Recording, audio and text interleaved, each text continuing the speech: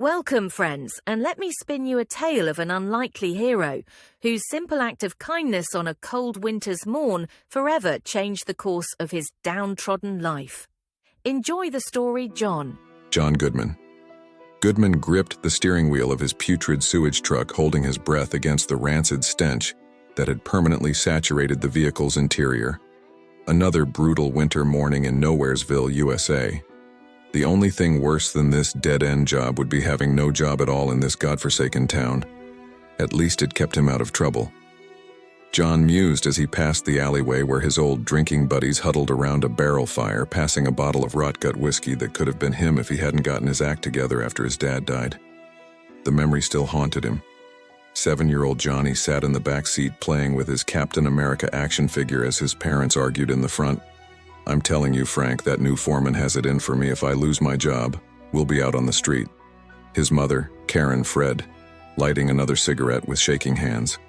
"Jesus, Karen, would you relax? I'll pick up some extra shifts at the factory. We'll get by, we always do." Frank reassured. Reaching for her free hand, suddenly, a massive semi-truck veered into their lane, its headlights blinding. "Frank, look out," Karen screamed. Metal crunched and glass shattered as the vehicles collided head-on when JN regained consciousness. He was pinned under a twisted doorframe, his left leg crushed and useless beside him. His father lay motionless, eyes open but unseeing, blood trickling from his mouth. "Daddy, Daddy, wake up." Johnny sobbed, struggling to reach him, but deep down he already knew his dad was gone forever.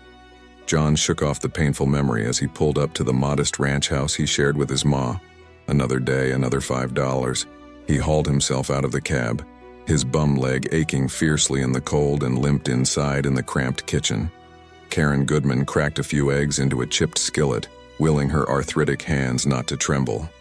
Decades of scrubbing rich folks' floors had left them gnarled and sore, but they couldn't afford to turn down work, not with Johnny's medical bills and her own failing health. She looked up as John entered his handsome face. One and tired her boy had grown into a good man, but his soft heart would be the ruin of them. Irritation flared as she recalled their conversation from the night before. "You gave our last $5 to that panhandling granny again." "Damn it, Johnny, when will you learn?" she snapped, slamming the skillet down harder than intended. Come on, Ma. I couldn't just leave her there in the cold." John mumbled, ducking his head. "She reminded me of Grammy Jean." Karen bit back a sharp retort.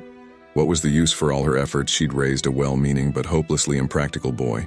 He'd give a robber the shirt off his back if they said they were cold. Just go get washed up for breakfast. She sighed. JN shuffled off to the bathroom, and Karen seized the rare moment of privacy to have a quick cry leaning over the sink. She let frustrated tears spill down her weathered cheeks.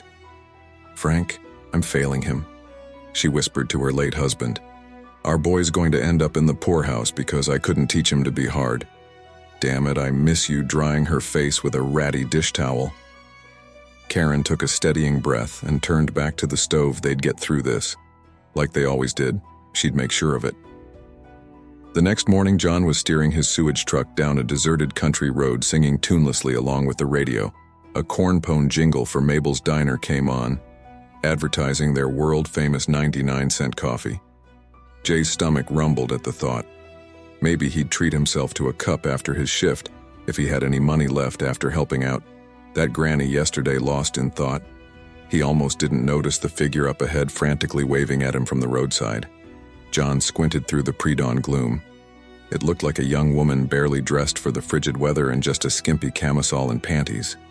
What the hell was she doing out here in the middle of nowhere? He pulled over and the girl yanked open the PA passenger door, piling into the cab in a whirlwind of long, coltish limbs and blonde hair. She immediately cranked the heat up to full blast, not even sparing him a glance. Miss, are you all right?" John ventured timidly, trying to keep his eyes averted from her nearly bare chest. "Do you need me to call someone or just drive?" the girl snapped, cutting him off. She had a highbrow accent like those snooty rich folks in the good part of town, and tried to go faster than 20 miles an hour. Grandpa John flushed, stung by her rudeness. He was only trying to help, but he bit his tongue and did as she asked. Turning back onto the road in the close confines of the cab, He could smell her expensive perfume mixing with an acrid undertone of fear. Sweat. Just what kind of trouble was this girl in a mile down the road? The mystery woman abruptly pointed out the window at a gated mansion. "There, pull in there," she demanded. John eyed the overgrown hedges and rusted wrought iron. Dubiously, the place had clearly seen better days, like one of those old southern plantations. Gone to seed. Still, he did as he was told, pulling the truck to a stop by the front door. "Dad!" the girl shrieked, tumbling out of the cab and hurling herself into the arms of a disheveled older man in a tattered bathrobe. "Oh, thank God, Sarah," the man sobbed, crushing her to his chest. "I thought I'd lost you forever when those bastards took you. Did they hurt you? If they laid a finger on you, I'm okay, Robert Wilson." Sarah interrupted, pulling back to look at him. "This man saved me," she said, turning to point at John. "I'd probably be dead in a ditch somewhere if he hadn't stopped and let me warm up in his truck." The dad rushed over to John's window, his lined face awash with gratitude. "Son, I can't thank you enough," he said fervently, pumping John's hand. "You saved my little girl's life. I'm in your debt. If there's anything I can do to repay you, name it." John shifted, uncomfortably uneasy with the effusive praise. "That's all right, sir. I was just doing what any decent person would. I'm just glad your daughter is safe. Decent people are hard to come by these days," the man said, shaking his head. "I'm Robert Wilson, and I won't take no for an answer. You tell me how I can help you, son. Any way at all." Jay's mind raced. He thought of his mom working her fingers to the bone day in and day out. He thought of the stack of bills on the kitchen table, the ones they could never seem to get ahead of, no matter how hard they scrimped and saved. Maybe this was the break they so desperately needed. He took a deep breath, met Robert's eyes, and named his price. Karen nearly dropped the casserole dish she was washing when the knock sounded at the door, wiping her soapy hands on her apron. She went to answer it cautiously. You never knew what kind of riff-raff might come calling in this part of town. She cracked the door and her jaw dropped. Standing on her sagging front porch was a dapper older gentleman in a three-piece suit leaning on an ebony cane. "What in the world, Mrs. Goodman?" the man inquired, politely doing his hat. "My name is Robert Wilson. I'm here about your son, Johnny." "What's he done now?" Karen asked wearily, her mind jumping to worst-case scenarios. Had he gotten mixed up with those no-good friends of his again, landed himself in jail? On the contrary. "Mrs. Goodman, your son saved my daughter's life this morning," Robert said solemnly. "I've come to offer him a job as my personal driver and valet as a token of my immense gratitude. I'll pay him triple what he makes at the sewage plant." Karen gaped at him, certain she'd misheard a job offer. Triple John's salary. This had to be some kind of bizarre joke.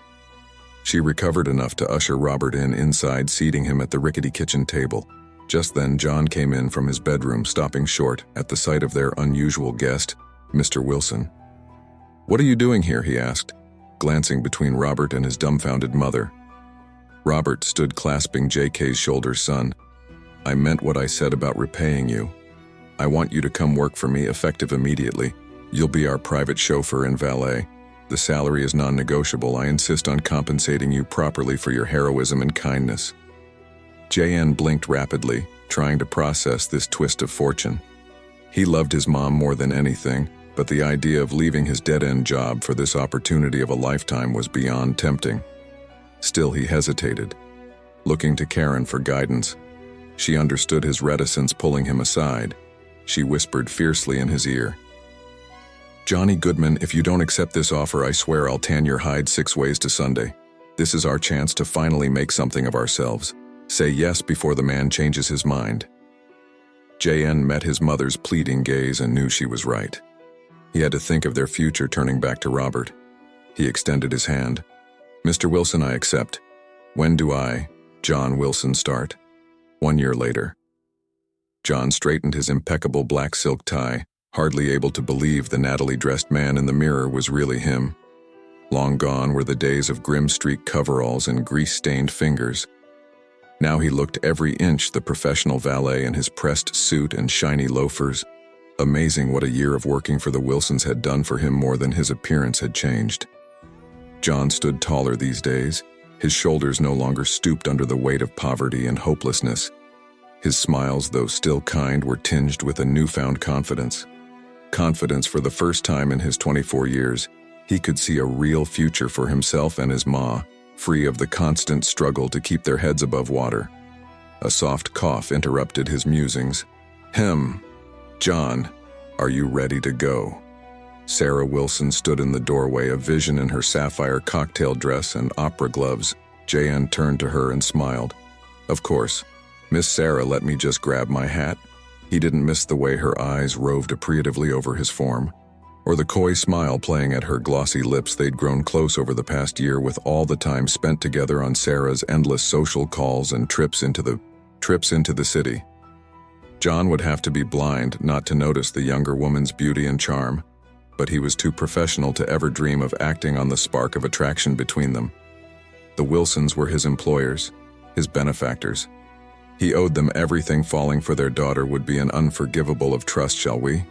He said brightly, gesturing for Sarah to precede him out to the sleek Rolls-Royce.